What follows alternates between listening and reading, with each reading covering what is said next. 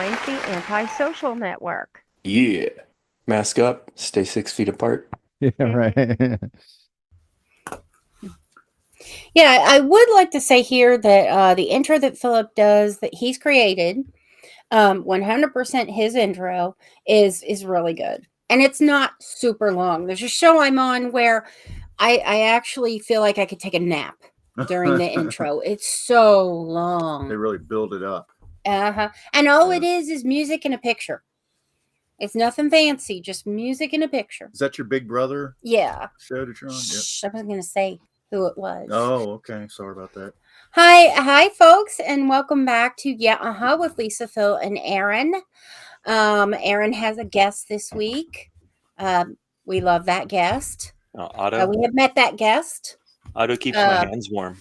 Yeah. That's right. It's starting. Winter's creeping in on you now, isn't it? Yeah, we had snow flurries about 3 days ago. Yeah.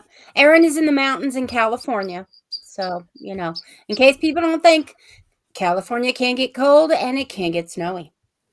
Right. And this week we are talking to the author of a book that I really enjoyed. Andy and the Summer of Something.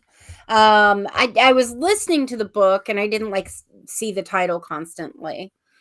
Okay. And Jessica Foster. Yeah, sorry. Yeah. Hun? What? Sometimes my voice. Mm-hmm. Okay. Jessica Foster has joined us with Andy in the Summer of Something. Andy, you want to give us a little bit about you and about the book? So my name is Jessica K. Foster, and I live in West Michigan with my husband and my 2 sons and my rescue animals and all of the crazy vibes that come with all of that. I teach middle school language arts, 8th grade specifically, and I just love the chaos of those middle years. And I am a young adult romance author of Andy and the Extroverts and Andy in the Summer of Something. And in March, The Framing Game is also coming out. So the book itself, Andy in the Summer of Something, it takes us to a summer camp where Andy is a junior counselor for the first time. And she goes back to camp thinking, man, I'm really just going to change people's lives and it's going to be great. But she doesn't take into account the fact that she is still an introvert that hasn't changed. And so then leading a big pack of extroverted teenage girls becomes this massive challenge for her. And then at the same time, she is sort of torn between 2 different love interests that represent different parts of who she is. And she has to end up sort of claiming who she is inside in order to decide which guy she should then end up with. Mm-hmm. So. Yeah. I didn't realize this is a sequel. This one is a sequel, but both of them can be read as standalones. So you don't have to read one to read the other. As far as I knew, it was standalone. But yeah. All right. Right. I learned that after the fact too, Aaron. I was like, oh, well, I would have liked to have read the first one too, but I actually did realize that there was some prequel, and I was like, well, if you haven't written the prequel yet, are you gonna? Right. But then I did check, and I saw that there was Andy and the Extroverts. Mm-hmm. Yeah. Mm-hmm. Now, is the Framing Game going to involve Andy at all? No, not at all. Completely different book and entirely standalone. That's actually kind of more my vibe. It's interesting that the first things that I got published ended up being a duology, because I'm much more a one and done type of author. So I don't usually write series. So. Right. So do your students, are they aware of your books? Have they got any feedback from your students or anything? They are aware of my books. They know that I'm an author. We don't use my books as curriculum because that would be awkward. Yeah. Right. Well, and I mean, not it's about likes language, romance. but it's the same time. So. But I'm just wondering, does any of them, like, they look at the character of like Destiny or somebody and say, oh, you know what? I've noticed some traits about this character that's similar to I don't look at students necessarily as like none of the characters represent characters or kids who've been in my class. They're more just like people who could exist. But if kids do see themselves inside characters, then wow, I really have done my job. That's great. That means it's a relatable piece of literature. Yeah, they do come across as more like, you're trying to get the almost archetype. Yes. It's done well. I'm not saying it's like, oh, well, this is Bob, this is John, this is Susan. But, Right. it's done very well. Yeah. Well, when you have But an it's ensemble cast, you kind of have to like give each of them their thing, right? Like 'cause otherwise people won't be able to differentiate them when they think about them. right. You don't want like a cookie cutter, Right. Right. or if you do, you want to trim those cookies so they're just a little bit different. Yeah. I just remember like the old Yep. adage, the old thing where the mystery writer would write a book and he'd share it with their family or friends, and they say, "Oh, so and so picks his teeth and does all kinds of crude things and everything," and it's like, "Oh, that's something You that I put me in your book. That's right. Or That's whatever. me in your book. But Yeah. I tried to write a little bit in my time at that age, and I always found doing characters is like the most difficult. Making characters sound different from one another, Development. developing those characters. That seems to be the most challenging part of writing fiction, because when you don't really when you're young, as I was, you don't really have a sense. There's a monotone nature to the way the characters read. It's like they all kind of say this, have the same language, have the same idiosyncrasies and stuff.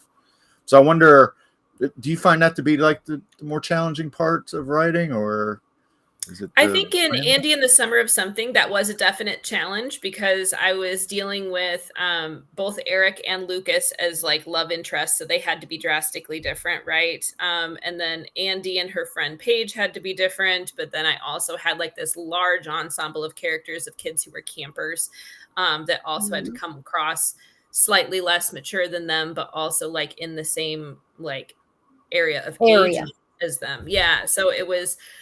it took some time. I did end up writing a first draft, and then I went back through that draft and I flagged all the places where I was like, nope, they sound too much like this other person. Nope, that doesn't work here. And so I had to kill a few darlings in that. But I think it worked out for the most part. I guess you could let me know, write a review, right? Well, one of the things that really stood out for me was when Josh says, "Is it weird if I say that you remind me of my mom?" And he's 2 years younger than her. And that's where those things where, to me, that highlights in my brain where these 20, 21, and 22-year-old guys are like, hunting teenage girls.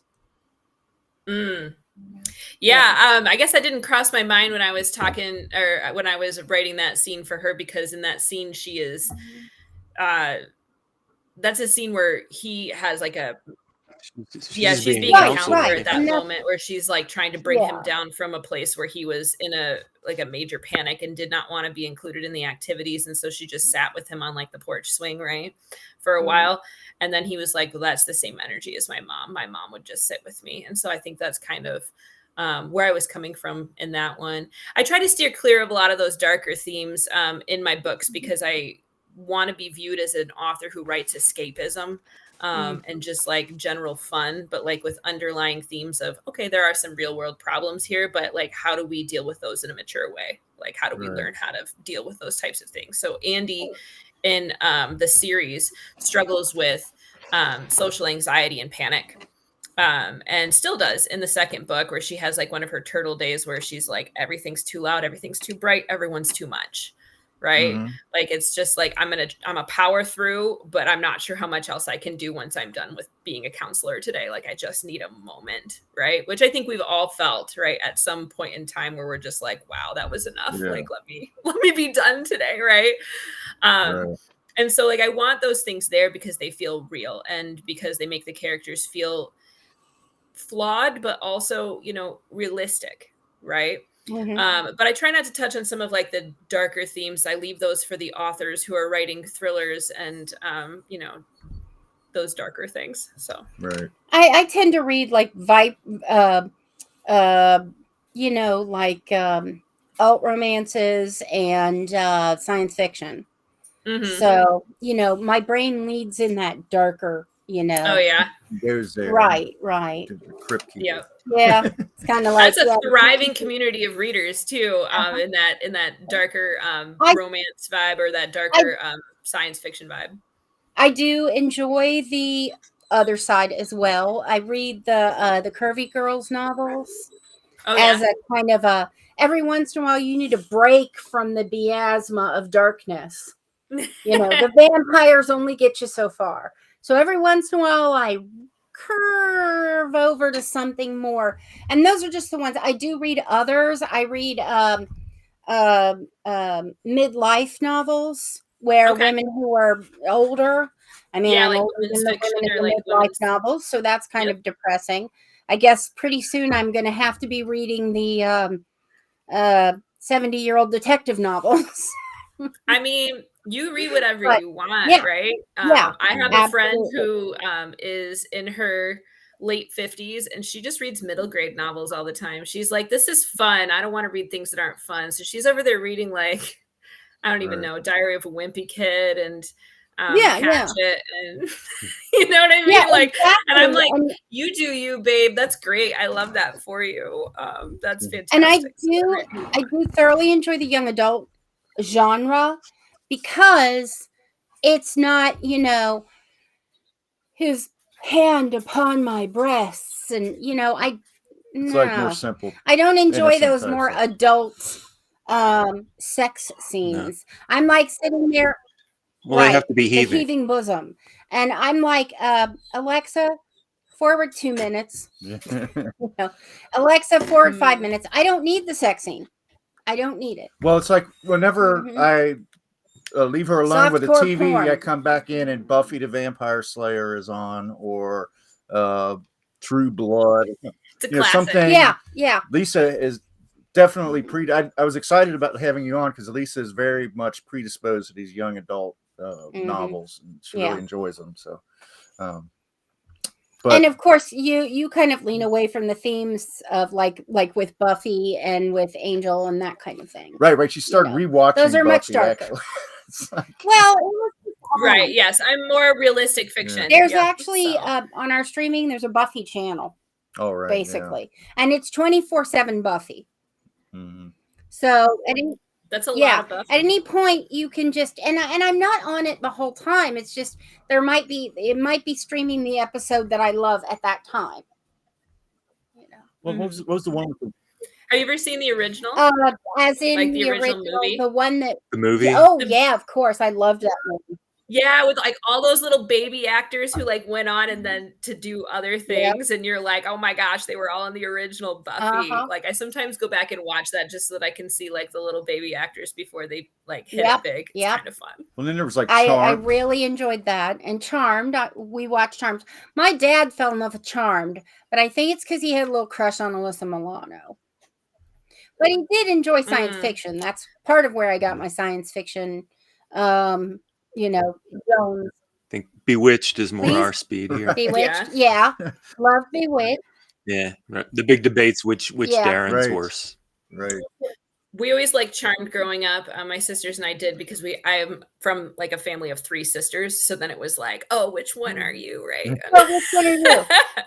And then when one of them dies, not to spoil Charmed for people who haven't seen it, but when one of them dies and they get a new sister, then the birth orders change. So now you're a different sister. Oh, so man, it's that's So disorienting. which one were you? Well, I'm the middle child, so that would have made me what? Piper. Mhm. Yeah. I think even though In the early see, seasons anyway. I'm both the oldest because I'm my father's first daughter, but I'm also the middle because I have 2 brothers, one older and one younger. So it's kind of a mixed So you're birth Prue order. and Piper. Plus, in my father's family, there's only 1 girl per generation. There might be any number of boys, but each generation we had 1 girl for like 5 generations. So, Is it like the Highlander? You have to cut off the head of the girl no, before you. thankfully. No, we're just princesses. Well, See, that's not dissuading me Yeah. from the head Got ya. thing. Right, No, right. It's like a No, visual my now. Aunt Sharon, who was Yeah. 19 when I was born, is still alive. Okay. I we thought did there an could be just episode on one. Her Charmed generation. with Natalie Katona, if you want to look that up. The Mhm. Charmed episode we did. Right, That's right. right. That's the only episode I've seen too. But it was, anytime you do an episode on it on our podcast, you pay enough attention to the episode, you usually get something out of it. So I know a little bit more about Charmed than I did before. Female witch shows do have 3. It's like a 3 situation. Yeah. I'm going back to Bewitched. We had Samantha. You had her sister. I don't know. Remember? No, that's her cousin. Her Serena. cousin Serena. Yeah. And then, Endora. I guess that counts as 3. Yeah. Or Tabitha. Well, there's half a dozen other witches that are usually wandering through. And Agatha. And then the Warlock. And Dr. Bombay. Dr. Bombay. Paul Lynn. So we're beyond 3 now. So there goes that theory. No, but it's 3 female witches in the core of the show. And that does not fit the Bewitched. Yeah. That's more of a sitcom, not a drama. How about that? That's true. Well, Jessica, who are some of your inspirations as a teacher and a writer?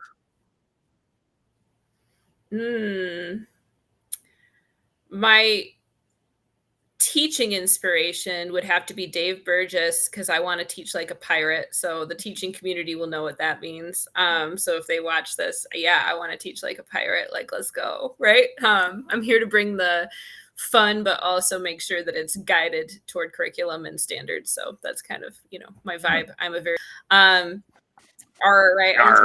curriculum and standards. And they're famously, they're famously strict about that. My inspirations in terms of literature, man, I always think about who we are as writers, like in general, like authors in general are kind of a composite of all the people we've ever read, right? Right. Plus, your own little, whatever your own little X factor is, your own magic that you bring to it. And I guess, I bring it back to people. Like, I read a lot of Nancy Drew. So you will see like subtle mysteries that go throughout like some of mine, not the Andy series, but like definitely The Framing Game is a mystery romance. And so like it sits in that vibe. There's one, I have a work in progress I'm working on right now, which is also like a mystery romance. So that's kind of fun. I used to read, this is going to age me. You ready? But I used to read Sweet Valley High when I was a kid. Ooh. Oh yeah, I know those books. So Sweet Valley High. We're all in our late 50s. I was very into Sweet Valley High. And I read a lot of like Jude Deveraux novels, Judith McNaught novels, which are adult romances when I was younger. Yes, I loved Twilight. Yes, I loved Harry Potter. I really enjoy like some of the newer stuff, like The Summer I Turned Pretty, like that whole vibe, and a lot of the movies that are coming out that are based on books right now, like the Gen Con vibe. Yeah. Okay, now I have a question. Have you read The Summer I Turned Pretty? Yes, I have. I've read the whole series. What's the between the series and the books? I always wonder if it's as good. No, it's not as good, but I don't think, it's hard to really, I think that about everything I see that's a translation between like a book to a movie, right? Mm-hmm. Yeah. And so I think the books do a better job of showing us how Conrad feels and thinks, and gives us more sort of details about the relationship that she has with Jeremiah that don't work. And I think we just don't get the full picture, but I don't think it's possible to really do that in film either. Like, I think it's really great in visual, but you've always got to read the book. Now, do not do a spoiler here, but I personally, and just let me wonder, okay? I personally kind of want her to move on from both of them. We're back on Andy. Yeah. Well, yeah, both. Yeah. Because she's 18, and obviously we don't know what's going to happen in the future. But, I kind of feel like but I'm talking about The Summer I Turned Pretty. You've got two brothers kind of fighting over this girl. Yes. And what's going to happen to their relationship if one of them wins? Yeah. I won't ruin it for you then. Thank you. Thank you. But The Summer I Turned Pretty, it's already ended. She did, no spoilers. We won't tell you who she picked. You'll have to read it. But yeah, I had feelings in hopes for both of them. So, I wouldn't mind a book that shows like her as a college graduate Wait a minute. and where that went and all that. You kind of But lost just me so a little you know. bit. You're talking about summer term. She's talking I about am something talking we about haven't read. Andy now. Yeah. Okay, coming. Yeah. Okay, right. Yeah. I went because Andy's going to college. All the back. boys are going to college. College does help to point you. And, also, the human brain isn't even fully developed until you're like, they say that in males, it takes a little bit, like maybe even 25. Whereas with females, it's more like 19 to 20. Yeah. But I think these young adult novels, And that's scientists, not me. the tendency for older people is to look at, well, Andy, oh, she's got this. Okay, she's worried about Eric. She's worried about Lucas. She's got these mental health issues that she's managing and these feelings that she's having to, but all that, it's all going to wash away by the time she gets to be an adult, and it's all going to be just. But Not what really. these young adult novels do is they do show that developing humans, they really do go through. They go through a lot of emotional turmoil and stuff. I still have a lot of anxiety from when I was 12. And by the way, sometimes it can, not to go to a dark place, but it can lead to tragic outcomes and stuff. Yeah. So I think adults could do a better job of taking kids seriously when it comes to their emotional and mental health. Yeah. And I think we're making a lot of strides toward that too. Like in public schools, I think, or at least the one that I'm working for right now. It's very different than when I grew up. And I think that, mental health has become a bit of a crisis. So I wanted to write a novel where it was normalized for Andy as well. Like, hey, this is a struggle we're having. It is happening right now. It is not defining us. And it is not something that is so crazily out there that we can't recover from, even if you can get through it. Right. And it's after the turtle day when she wakes up and it's like everything was, I was better. Yeah. I'm not cured, but I felt better. I needed that moment. I used to need moments a lot when I was younger. Yeah. Well, there's so many emotions when you're young. There's so much conflicting information that's coming in. There's so much of your body changing, of your brain changing, of you trying to starting to learn how to multitask and deal with different people in different ways, and pulling away from parents, and all of that happens all around the same time. And so I think that's difficult for kids, but it's also a really magical time of growth. Yeah. Mm-hmm. And I think it's a normal biological process. It needs to happen to pull away from your parents, and and I think that's kind of why teenagers have a tendency to start going like, and your parents don't know anything, and your mom could tell you the exact same sentence and it's like, ugh. But your favorite teacher says the exact same words and it's like, oh. Yeah.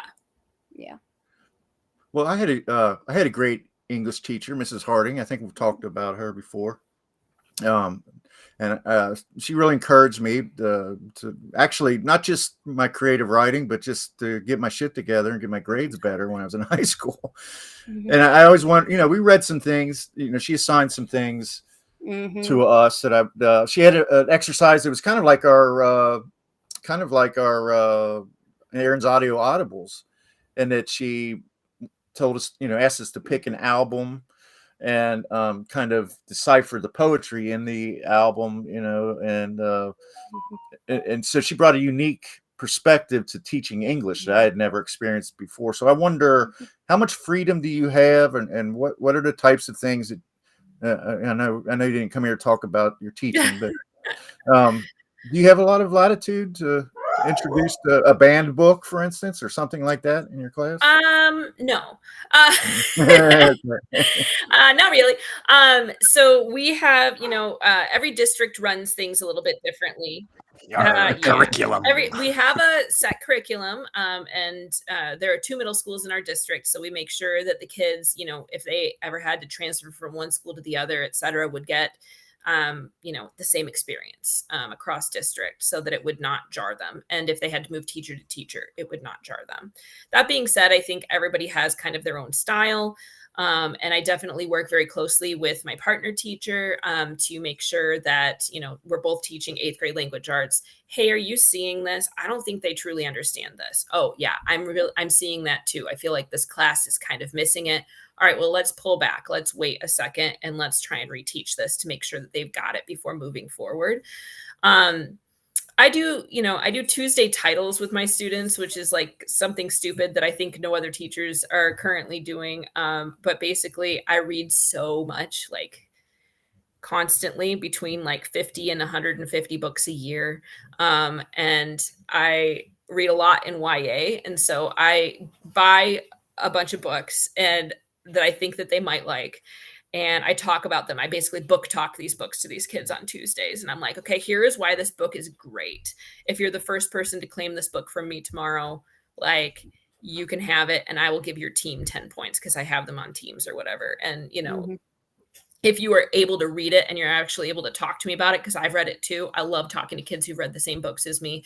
I'll give you another 20 points. And so it's been like, they love it because they really just want somebody to tell them, hey, this is a book that you might like if you like these shows, or if you like these other books, or if you like this vibe, you might like this book.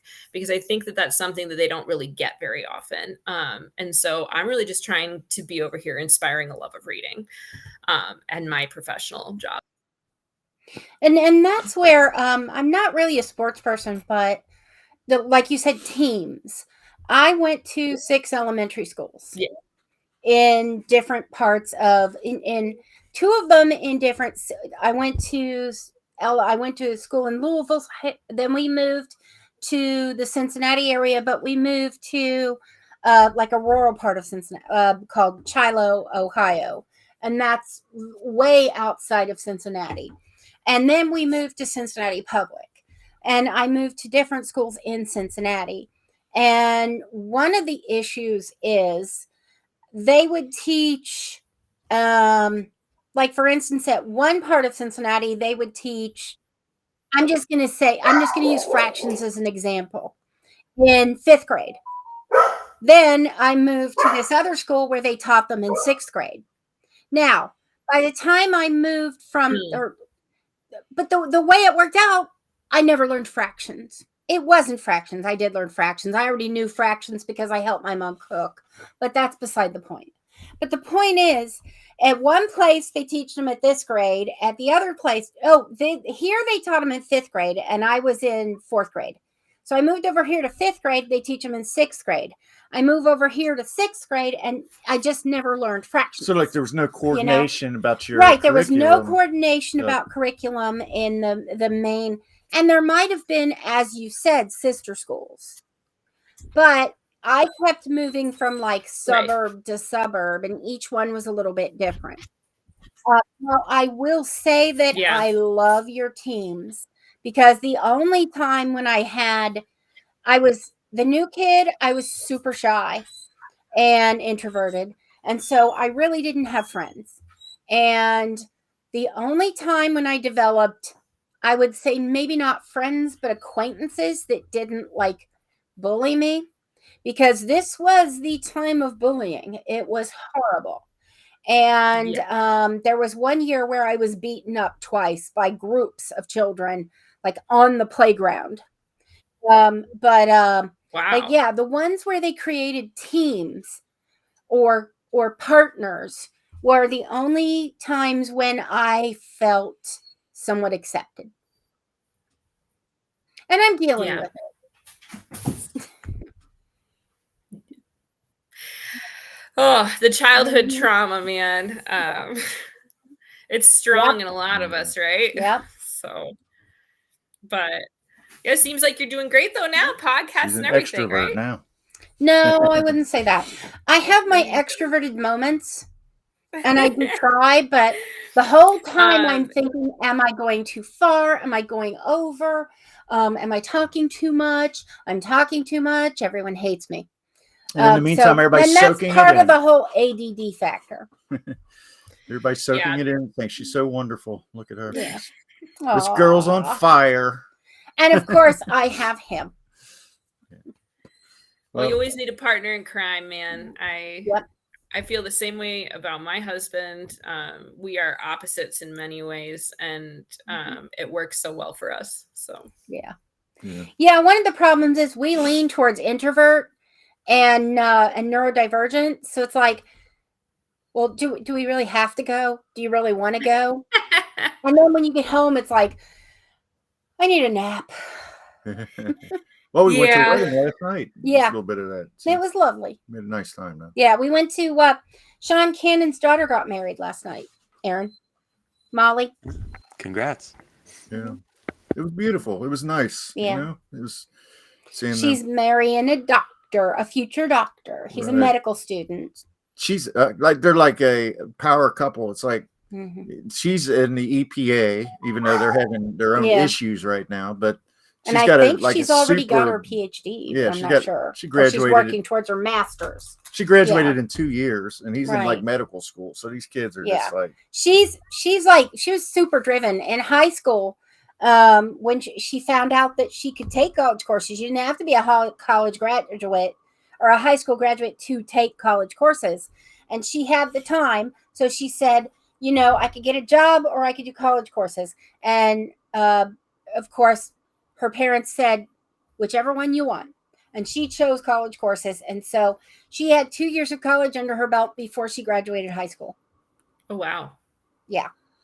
So, Jessica, I remember when I was in school, more than one English teacher would tell us, keep a journal. If you're interested in writing or if you're just interested in offloading some of the burden of your everyday life and want to, keep a journal that'll keep you grounded and focused. Do you recommend that for your students, or do you keep one yourself? I keep one. I've kept one since I was 10. So that's a while now. Yeah. We don't have to discuss how long that has been, but Yeah. I keep a journal. I do think it's helpful for me personally. I'm an anxious human in general. I'm prone to panic. I am prone to that type of thing. I'm a very type A sort of person. So it does help me a lot because, I don't need to use everybody around me as my therapist. Writing it down sort of offloads some of like my worries. And sometimes when I see them on the paper, I'm like, oh, that's a first world problem. That's not something I should be worried about right now. Right. So, Right. So that does help me. I do generally recommend it for kids who have a lot of feelings in general. I don't think it's necessary in order to be an author to be a journaler. But the practice of writing is never anything that's bad to do, right?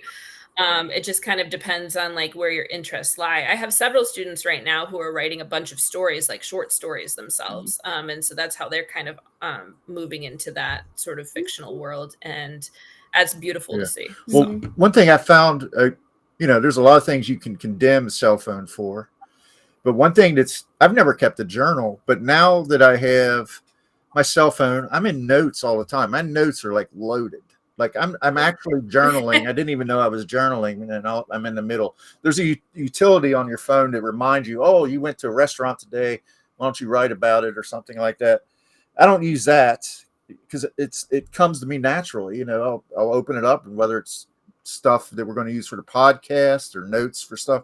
And then what's so brilliant about it is you can search.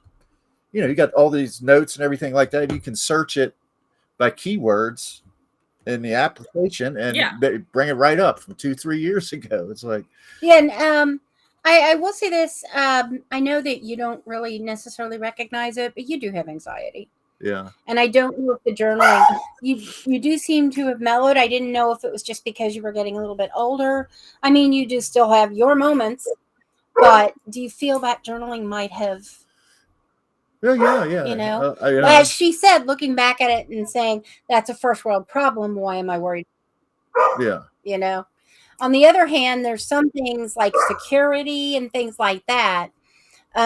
Like when I leave the house for an appointment, I take a bus. I'm in a wheelchair. I don't drive. I never have actually. That's so either way. But I take this thing called the Access. And that's Metro Access. And it's for people who have disabilities who need to go and come but can't drive.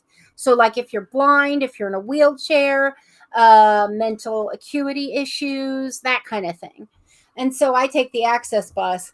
And I was not fully aware that every time he expects me to be getting on the bus, he's checking the cameras.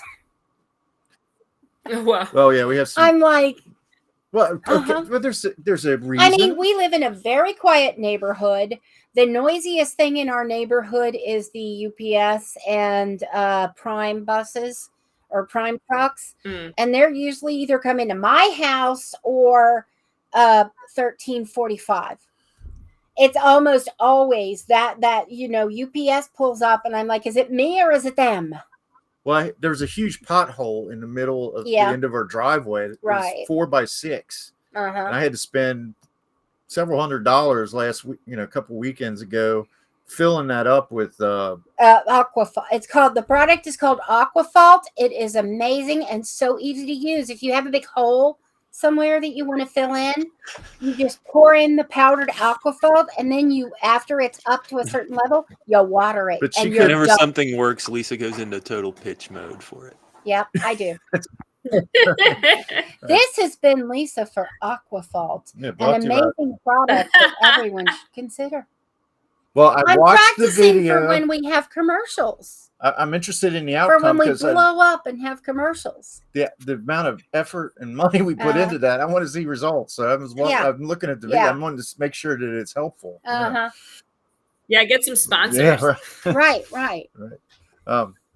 Maybe I should send them a letter. Yeah. The pothole filling industry doesn't know what hit them. Nope. Well, yeah, we really enjoyed the book. I can say that honestly. Yeah. And we do have a tendency to talk about the books, but we also want to kind of diverge and squirrel, squirrel. Because we don't want to totally spoil the book. Why would if we've told you every single thing about the book page by page, why would you buy it? Did you ever see what is the White Hot Summer or American Summer or something with the Summer Wet Hot American Summer. Yeah. White Hot David American. Wayne and the whole UCB crew. Paul Rudd, Elizabeth Banks. Yep. Oh darn it. From Parks and Recreation. It's pretty over the top. It's pretty silly, but the book did kind of remind me of that a little bit. Give you some vibes. Yeah. Not quite so parody, but right. Yeah. Not quite to the rated R level there. Right. No. But we should mention Andy and the Summer of Something is the title, and the author is Jessica Tate or K. Foster, Jessica K. Foster. I'm sorry, who we've been talking to. So we do a little thing called the Elite 8 mini bracket. We don't always do it. And if our guest feels like, I really want to do that, which we've not run into very often, but we have had a couple. We don't. But what it is it's basically a topic that we take and we get 8 examples of the topic, and then we square them off against one another in a Ginger versus Marianne type format. Imagine what that is. There's 3 rounds. You pick between 2. Yeah. Yeah. So are you up to playing that, Jessica? I am here for it. And it's very arbitrary. So sometimes it's going to be like, oh yeah, that's easy. And other times, not so much. We spend more time explaining it than playing it. Yeah. Exactly. Usually. Although some people do like to, you'll hit a hot button and somebody will be like, oh, I want to go on for about 5 minutes about this. But that's fine true. if you do, because we've allowed ourselves the time. Okay. All right. So this is young adult characters from TV. I figured that these characters have high enough profile that we probably know them, even if we've not watched the programs. But our first matchup of round one is Buffy Summers versus Veronica Mars. And we'll start with our guest, Jessica. Oh, man. Well, I think I know what way you guys are leaning already. But I vote Veronica Mars because I think she's hilarious and she's incredibly sarcastic. Now, Buffy is also sarcastic, plus she kicks butt. So that's really tough. But I like the sleuthing vibe of Veronica Mars. I like that she's like trying to stay one step ahead of other people all the time. And the Big Lebowski quotes from Veronica Mars are going to put it over the top for me. Yes. So I vote Veronica Mars. Interesting. That's more than I ever knew about Veronica Mars. But I actually, we did watch Veronica Mars. Yeah, when the reboot. You know, I'm like sitting there thinking about my baseball stats while it's on. So, gosh, that's tough because I gotta, I think we're going to go towards some. It's going to be a tie. Yeah, I'm going to have to go with Buffy just because of my marriage. But I think I'm going to shock you because I do love Buffy. Okay. And there are episodes of Buffy that live in my head. I mean, just all the time. But I'm going to go Veronica Mars too because I think it was a little bit smarter and less. It was more real. It was smarter, and it was less super net.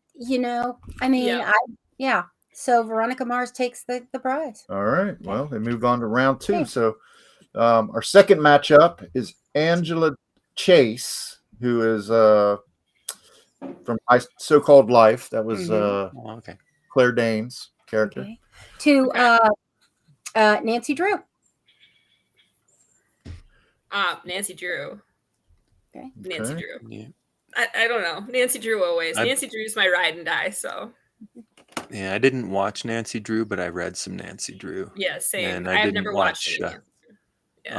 In the 70s, there was the Hardy Boys Nancy Drew hour on Sundays. Mm-hmm. Right. Yeah, and I watched that, and I read both the Hardy Boys books and the Nancy Drew books. And then, so, I'm kind of torn, though, because they were the same author, right? Just different pseudonyms? Yeah. I think there were different authors under pseudonyms. So, like, somebody would write some of the books, and then somebody else would write some of the books, just over time. David Cassidy's coming to the Sean Cassidy's coming to coming to the Ludlow Garage coming up. Didn't David Cassidy pass away? I'm kind of hoping we get to go. Please. Oh, yeah. Sean Cassidy had a different father and from David and didn't have a lot of the emotional and mental issues that David developed. Well, which one was not to get off on a tangent, but which one was related to my favorite Cassidy, which was Jack Cassidy from Columbo? That would be, I believe, David. Okay. I'm not sure. Or maybe they had the same father and different mothers. He seemed kind of like this is one of those tangents. Yeah. All right. So what do we got here? Okay. Sean Cassidy was on the TV series. Yeah. Whereas David was not. And I'm gonna go Nancy Drew here because Sean Cassidy. Well, we'll make it a sweep then. I'm gonna go Nancy Drew also. I was so in love with Sean Cassidy. All right. I'm gonna let Aaron lead off with this one because I think I know where he's gonna lean, but maybe not. He's full of surprises. But Rory Gilmore versus Sabrina the Teenage Witch. Our only comedy. I got to go Rory Gilmore. Gilmore Girls rules. Yeah. Okay. I kind of knew that. Honey? I'm going to go. I need to check out the Gilmore Girls. Aaron's giving it so much credence that I need to check it out someday. But until then, I'm going to go with the cultural phenomenon of Sabrina the Teenage Witch. I did like Nick Bakay as the cat. Yeah. Mm-hmm. It's kind of acerbic. Yeah. Yeah. What say you, Jessica?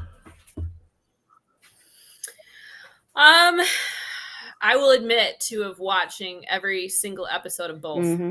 Me too. And I was at least 10 years older than you. So. Yeah. So, I think that Gilmore Girls is so binge worthy, but I'm not binge. It's not binge worthy for me because of Yeah, the character of Rory. Rory, So I I'm going to agree. go with Sabrina. Yeah. Yeah, I'm going to go with Sabrina, the Teenage Witch, because I think that that's a very like strong, flawed character, which I Yeah. love. Okay. I got to I agree. could say the character of Lorelai, but they're both Lorelai. Mm-hmm. Right, they are. Yep. So Sabrina moves on to the second round. And all right, Lisa, you want the final matchup of the first Yep. round? Sally Field as Gidget versus Kiernan Shipka as Sally Draper. We were watching Gidget yesterday. That's old school. Wow. But Sally Field is Gidget as opposed to the original Gidget? Well, what was there another TV series with Gidget? I know the original Gidget No, was a the movie. original movie had a different Right. actress because Sally Field was blonde. Sally She was Field the TV was the Gidget. show. We're I doing think. TV Yeah, she's the shows. TV Gidget, but the movie Gidget is like Sandra Dee Right. or something Sandra like Dee that. was the original Gidget in the movies, but she didn't want to do the Yes, TV that's what show. They offered it to her, and they cast Sally I'm- Field as Gidget for I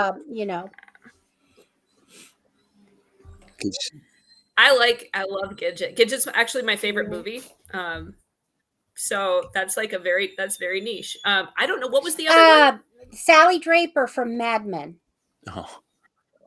I've never seen No? Mad Men, so Okay. Mad Men's not a young adult show. No, but it's a drama with an iconic teen. Don't you? She made that role her own. And then, really, I wanted, instead of Sabrina the Teenage Witch, I wanted to do. She was like an adult in a child's body. Is what she was. The chilling adventures of Sabrina, starring Kiernan Shipka, because we were doing dramas.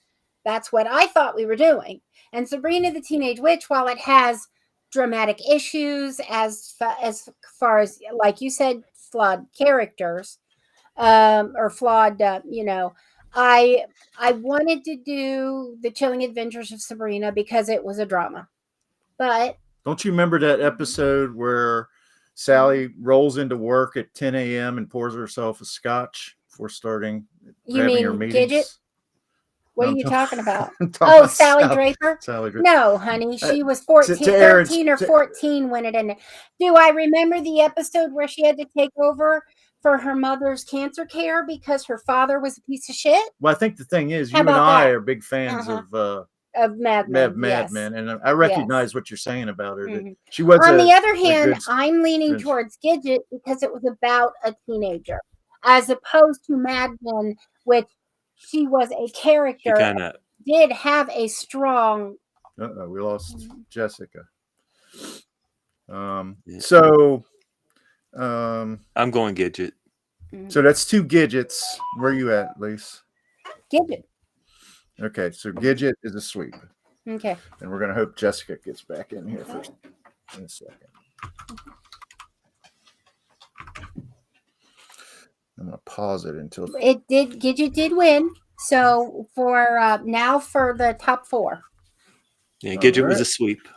Mm-hmm. Gidget was a sweep, yes. Yeah, I mean, I know I pushed for the Mad Men character because I wanted her to be represented because she did do such a job, and it was a very iconic role that she made it iconic. They did not expect to feature the children, but her acting was so good that they actually wrote extra for her.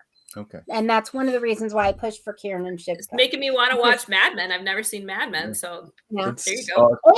It's very watchable. Yeah.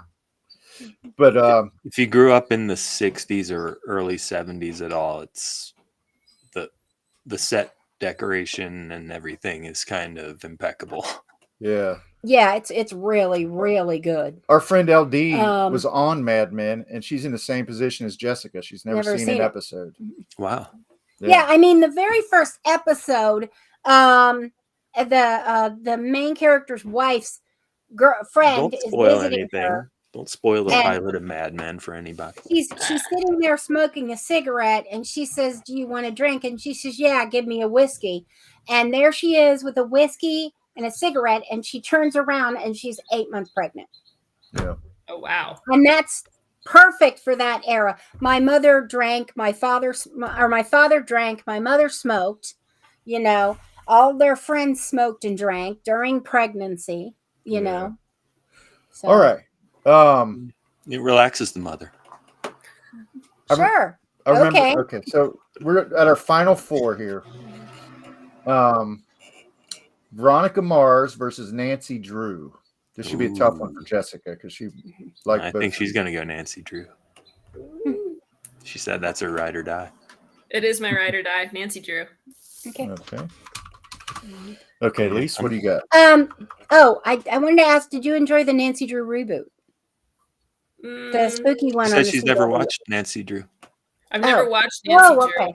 Yeah, Just I the only book. I only read them. I owned them all. I had all of the like the yellow hardback versions. You know what I'm talking about? I know what you're talking about. Yeah. I read a lot of those, but I didn't all of them because we did visit the library a lot. I So just hit at the librarian visited when books. they We ran out didn't- of Hardy Boys, you moved on to Nancy Drew. That was me vice versa though. I ran out of Nancy Drew. I moved on to Hardy Boys. Understood. Move on to the hard stuff. What do you got, Lise? Oh, did you ever hear about books called the Bobbsey Well, Twins? Veronica Mars for me. Veronica Mars for Aaron. Okay, that's Okay. one for each. Okay, hun. I'm gonna make you. I'm gonna gonna make you pick. I'm go. gonna go last.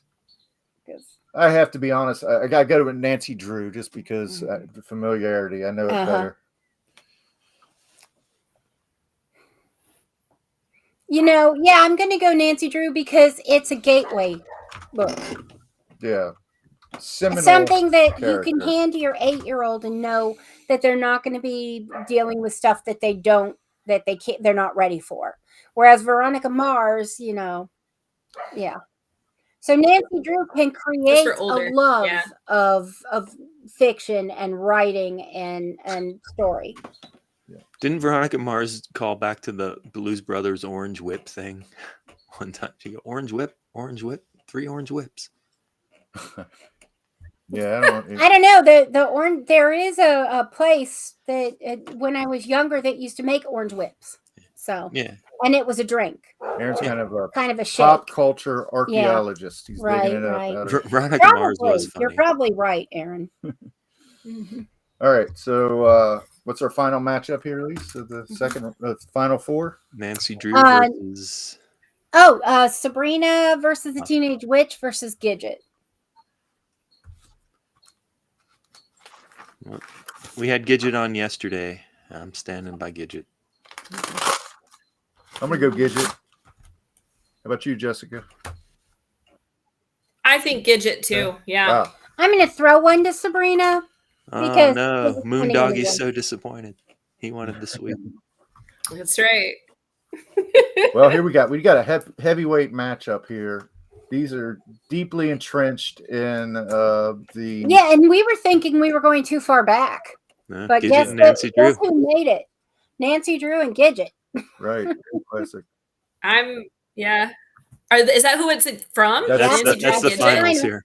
That's the final. The Super Bowl. final, the final. yes. You can have the first pick. Okay, you can have the last pick.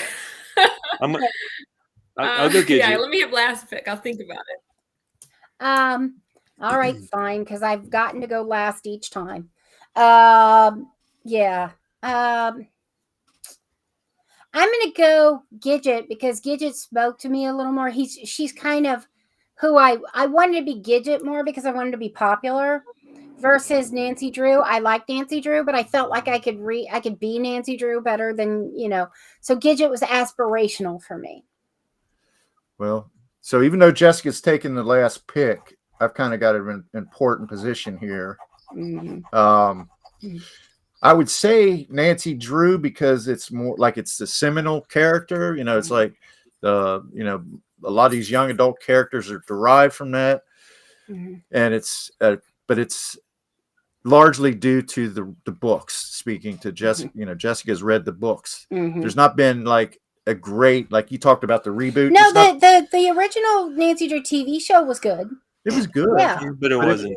It wasn't iconic the way. That's Gidget true. is like the original California. So we're talking teenager, about like iconic TV show characters. Surfer girl, right? Type thing. So I hate to end the drama before Jessica gets to choose, but I'm gonna go with Gidget just because our topic was TV characters and not. It kind of takes the pressure off of her too. That's true. If we were comparing books, because Gidget is also a book, it was a book before it was a show, right? Okay. If we were comparing, because I've read the Gidget book too. Okay. If we're comparing books, I'd vote Nancy Drew. Having never seen a Nancy Drew reboot because I didn't think that they'd ever be able to do a good job. You weren't wrong. I It love only had watching one Gidget. season. So this is why it's such an issue for me, because it's like I think I can relate more to the Nancy Drew character, but it's also stacking middle grade against YA, because Nancy Drew is very like middle grade, sort of like focused, right? Tween. Yeah. And then like Gidget is much more like in that teenage vibe that's actually like kind of closer to what I write, which is like the vibe of finding yourself, but also like there's the guy lead that's there too, and like she's got a romance with Moondoggy, right? Yeah, and I can see you doing a good job of writing a Gidget style character. I would love to write a Gidget style book. Maybe I You should play join you in Gidget's dad California, in the right? show. Get some inspo. I don't know. I suppose I'm gonna stay true to my Nancy Drew ride or die. Not that it matters There now, you go. but I love Gidget too. It's funny because that's my favorite movie. I can't believe that actually came up in this bracket. Pretty cool. Okay. Yeah, I know, right? Nice We're pick. all- That's part of the magic of yeah, we remember You just never watching know. Gidget as you know, when we were younger. I remember it as want far to ask back as yesterday. I do want to ask a question real quick. If you were to pick a Gilmore's Girl, Philip's really seriously thinking about at least seeing an episode of Gilmore Girls, so he's not completely out of the loop. Well, I Because like Miss almost Maisel so much. everybody has talked about it and watched it. Just So start what with the pilot episode- and go from there. Okay, Aaron Go in says order. pilot. Jessica? What episode is what? Well, what episode would I think you she wants say to know might- what episode to get Phil hooked on the Gilmore Girls. Yeah, what episode do you think would make him maybe even watch a second? Or what's your favorite episode? Do you have The a favorite? episode where she like jumps off the tower with the umbrella Oh God, as that was part a of like crazy one. the society the or Yale whatever in secret college. society thing. Yes. Like I think that whole society is just straight fun. So I feel like if you jumped in at that point, you'd be like, what the heck is happening? But then also interested. All right, Right. I'll check it out. Okay. All right, This is so the we only got later a minute or seasons, two, though. Yeah, two that's left. toward the Jessica. end. Let's how can we find? Do you have a website? Do you have aside from Andy in the summer of something? Yeah. How can we find your work? I'm everywhere. So I have a website, jessicakfoster.com. But I'm also on Instagram, Jessica K. Foster Author. I'm on Twitter, which is now known as X, as Foster Jessica K. I'm on TikTok. I'm on Facebook. I'm all the places. So you just Google Andy and the Extroverts, you'll find me. But you can also just go to jessicakfoster.com where everything's linked. All right. Well, it's been a pleasure. We love having creative people on. Yes. Enjoyed the book. Thank you. Yeah. Yes. Thank you so much for having me. All right. Well, you have a wonderful rest of your Sunday here. Yep. And I'm gonna just say Yes, you too.